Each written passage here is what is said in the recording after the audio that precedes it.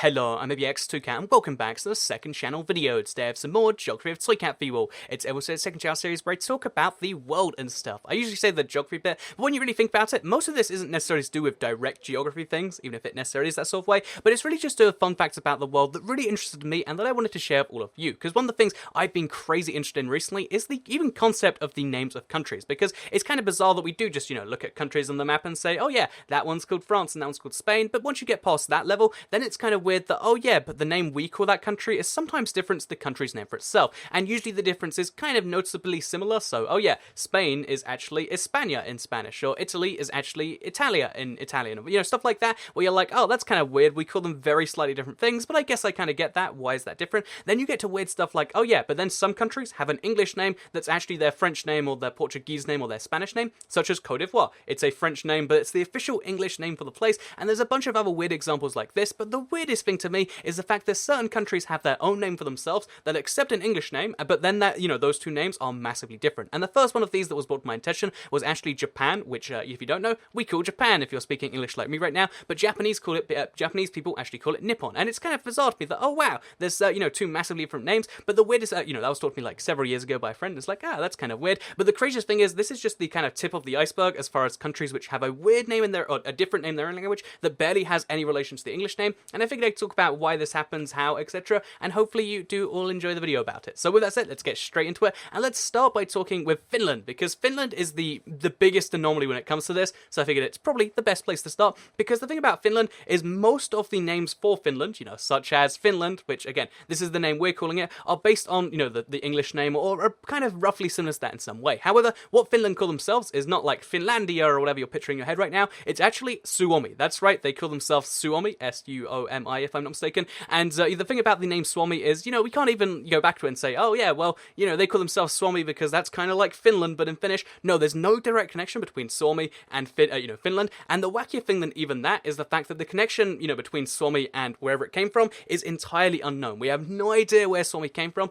There's a bunch of theories out there, because I looked into it, I was like, we've got to find something, or a most probable theory, and the closest one that even sounds accurate is the fact that there is indigenous people in, not just in Finland, but also Norway, called the Sami people. By the way, there's a part of Norway called Finnmark, which, is this bit right up here, and a lot of Sami people live there, but some Sami people live in Finland too, and then you might be like, oh yeah, Sami to Suomi, it makes sense, right? But it's actually been kind of discounted for a whole bunch of reasons. So yeah, it's not the Sami-Suomi connection, although that's the closest thing I guess we have. It's just some random connection from somewhere that we've now lost because something written language. And yeah, Suomi is the name for Finland's name for Finland, and everyone else calls them other things. So if you ever see the name Suomi, you can be like, aha, I know that you're really the Finland people thing. So yeah, with that said, let's move on to the second thing. Actually, no, while we're talking about Finnmark anyway, because it's probably not going to come up for a while, and I really do quite like the region. I'd love to go there sometime. First of all, one of the big cities, Tromsø, is actually a great place to see the Northern Lights from. And second of all, there's a cool tri-point border between Sweden, Norway, and Finland right over here that you can visit. And my favorite thing is the fact that there's actually a second tri-point border along Finland, which is between Finland, Norway, and Russia. But there's no like official monument or anything you can go to. It's just like, yep, that's the border, let's not think about that anymore, which I just kind of like the key distinction between three friendly countries and two countries and a kind of awkward one. But yeah, with that said, let's move on to this next thing that is interesting to do with country names, because it is Switzerland. So Switzerland is a country everyone knows, again, by the name of Switzerland. However, the bizarre thing about Switzerland is that even inside the country, they actually call themselves a lot of the time, because there's four languages, German, French, my phone went off. There's the German, there's the French, there's the Romansh, and there's the Italian. So there's four languages, and therefore there's four names for Switzerland. And although they all kind of have roughly similar names to Switzerland, again, it's different for each language. Again, you got to keep that in mind. But the thing is because they didn't want to have their inwards official name be favored to German or favored to French or favored to whatever. They actually decided to name their country in the Latin version of the name, and this is why the mystery of for instance, their domain name is the .ch. If you ever tried to look up, for instance, like, oh yeah, I've got some spare francs from my trip to Switzerland, how much are they worth in pounds? You'll notice how it says the CHF. The reason for the .ch and the reason for the CHF, the CH franc if you're curious, is because the official name for the country inside itself, in Swiss if you will, because there's no actual Swiss language, it's Swiss German, which is basically German but with some distinctions. The reason that they're called .ch is because they are Confederation Helvetica, or it's the Helvetica Confederation if it was in English, but in Latin it's Helvetica sorry, Confederatio Helvetica, which is CH, which is why Switzerland is called Switzerland, and Switzerland mostly calls themselves Switzerland, but their official name is the Confederation of Helvetica. Helvetica, again, I'm horrible at this whole thing because there's the English name, there's Latin. They get a little bit mixed up, but Confederation of Helvetica, CH, now you know why it's the CH franc, and you know if you go to any Swiss website, which happens from time to time, it's .ch, and that was one that I was just massively confused by. I assume maybe they spelt Switzerland with a C and a H or something. Again, way back when, like, let's call it 10 years ago when I first found a Switzerland website, and ever since then, it's been kind of fixed. Oh, also actually, while we're talking about this, the English, name for Swiss people, or like the Swiss language, which isn't a real thing, or the Swiss anything, is actually like the name Switzerland is kind of like connected to Swiss in a way, because Swiss used to be like an indirect way of saying Swiss for some reason, and it's kind of just stuck, so now it's the Switzerland, in case you're curious as to where the English name came from, as opposed to that other one. But yeah, with that said, let's move on from that to the next one here, which is Belarus. So Belarus is a country which is again, I feel like as far as Europe goes, there's like kind of like a standard, roughly what people are doing, and in terms of like, oh yeah, there's Western Europe sort of, to the rest of Russia, I guess, and then there's Russia, and Belarus is just this very, very bizarre, situation of just like, we have no real idea what's going on there. And one of the things about Belarus that's kind of bizarre is the fact that it's actually, its name is Belarus, or it used to be Belarus. Apparently I'm very populist there, let's throw away the phone. But yeah,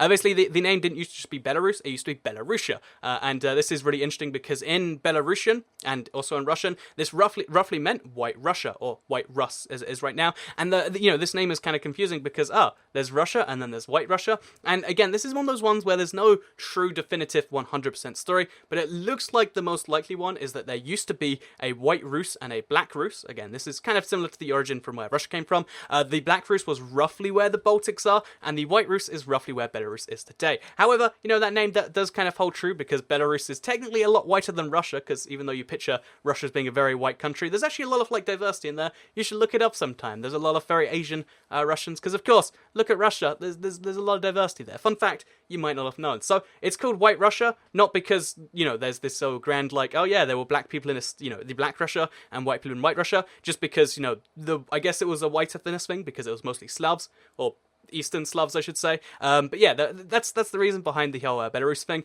and it's kind of interesting because the whole like exactly why that's significant is something like you can never really entirely wrap your head around, but it is something that I found massively interesting, and maybe you do too. So yeah, Belarusia is what a lot of old people in Belarus still say, and that name is basically White Russia, which is pretty nuts stuff. But yeah, with that said, also, when I went to Kiev and the exclusion zone for Chernobyl, the tour guide kept calling it Belarusia, and it's like, that's just the name. And again, like I said, it's kind of like an age thing, because since the USSR split up, they've been calling themselves Belarus, but obviously anyone who's been alive and called it a lot of stuff before that would still call it Belarusia, which is the Russian preferred name in a way for Belarus. So with that said, let's move on to the next example here, which is Georgia, actually, because Georgia, I actually forgot their name entirely. I had it looked up because it's basically Georgia is the English name for the country, and everyone gets Georgia confused with the state Georgia, right? And you might be like, oh yeah, is there some grand significance? Because they're kind of roughly similar sized, right? And they've got roughly similar populations. I mean, they're in the same like order of significance, so maybe there's this grand thing of like, oh yeah, Georgia and Georgia. Nope, there's no connection between Georgia and Georgia. And in fact, whereas the Georgians, in terms of the state, they call themselves Georgia because they're English. Georgia as the country does not call itself Georgia at all. They call themselves, I think it's Sarkavelo. I'm actually gonna, wait, again, I think I've got a tab here. I'm gonna just oh no, that's it, Rand. The thing is, they actually call themselves Sarkavelo, which is really interesting, and the name of the people is entirely different. And the thing about, this is kind of nuts to me, is the fact that there is just, again, they're entirely call themselves outwardly Georgia, and in fact, they really like, St. George, which is the patron saint of the country. They used to have, their flag right now, it is the St. George's Cross, kind of like England, just with some modifications, and this is, again, it's a very, very bizarre little fact that, oh yeah, they call themselves something entirely different, but they're not bitter at all about it. They'll accept Georgia, and in fact, tourism is one of their big industries, and that's one of the reasons it kind of works that way. So there's George. I accidentally opened a new tab. Getting used to Oprah a little bit better, but yeah, there is a fun fact you might not have known about Georgia. It's called the same thing as the state, just because they happened, so the state was named after King George, this is named after the patron saint George, in English only. In their own languages, they're actually kind of different, so there's a fun fact that you don't learn every single day. So that was a little bit bizarre, so my apologies to like the right-clicking. Because cool fact about Opera, by the way, let's just explain it, because whatever, second channel, I don't care, right? Cool fact about Opera as a browser, and I think this, or Opera, if you want to call it that, is the fact that it has like right-click movements, so if you get really skillful, you can learn how to navigate a page just by right-clicking and dragging. It's a pretty handy thing. It's why I use it to do certain videos, but it's been a while since I learned them. And it's based on the Chromium engine, just without being creepy and Google and stuff. So yeah, there's a little ad for Oprah that you didn't all need in your life. But with that said, let's move on to the final country I wanted to talk about, which is Germany. So Germany is one of those wacky countries in terms of, like, it hasn't really even entirely existed for a very long time, as I think I mentioned in a previous video. It's also known as Deutschland to the Germans themselves, but the wacky thing is it's not just different in terms of, oh yeah, we call it Germany, they call it Deutschland, whoa, crazy different connection, because you can kind of see how, oh yeah, Deutsch is, the German language, so it's the German land. Yeah, we're all back to normal. But the wacky thing is it's not just, oh yeah, it's, Germany in other languages and, Deutschland in German. There's also a bunch of different derivatives of both these things, and these all come from different places. So let me show you this example right here. Let's get this looking a little bit better. Here you can see a map of all the countries in Europe and what they call Germany. It actually gets wackier as you go through the whole world, because there's actually a bunch of different name origins. So as you can see, there's roughly, again, it depends on, there's kind of unique ones, such as Lithuania and Latvia actually call it something entirely different with a really unknown origin. But if you look at everything else here, you can see how, oh yeah, there's the Saksa for Finland and similar one for, Estonia there, because that's based on the, one of the Saxon tribes, which was named like that. So Saxon, Saksa, that makes sense. Germany is based on the Germania people, which as you can see, like Germany, Germania, that's kind of bizarre stuff. And as you can see, Germany, all the different names here, and they've all got this kind of common link. But the weird thing to me is the fact that there's not just one common link, there's not just two common, there's all these different common links. I think that's 5 or 6 right there. Which means, Nemci, everyone to the east of there, in the Slavic countries, tend to call it Nems, is how you properly pronounce that, which is kind of bizarre, like Alemannia.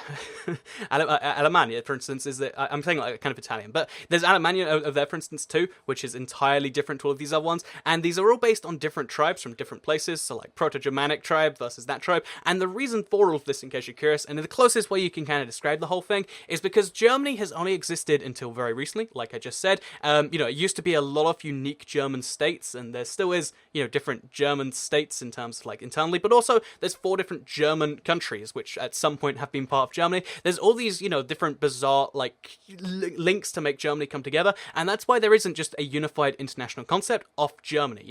That's something you didn't really even need till like 100 years ago, and that is why every country kind of has its own developed entirely separate name. And just as some fun little facts, these names don't necessarily cross borders. These names actually cross borders in quite a few places. So some parts of Italy, as you can see, call it, based on the German name. Some parts of Switzerland, in fact, Switzerland, because it has the 4 languages, has 4 entirely different names for it, which is kind of nuts. Also, the Welsh language actually calls it based on the French derivative, the Alemannia tribe, which is from the, again, the Alemanni tribe, with that sort of thing, despite the rest of the English languages. So what that be like Gallic and Gaelic, both calling it, based on the German. It's kind of bizarre stuff, and this map just kind of shows it off pretty nicely, if you ask me. So, with that said, I hope you did all enjoy today's video about country names and stuff. Let me know what you thought of it. Again, oh, there we go. So as you can see, we go back to this now, and you get just the map. Now, you got a behind-the-scenes tour of what's going on there. But yeah, hope you did enjoy this video. Let me know what you thought of it. I know it was a bit more rapid all over the place stuff, but maybe that's good. Maybe that's terrible. Maybe you thought, no, Toy Cat, you should remember everything perfectly.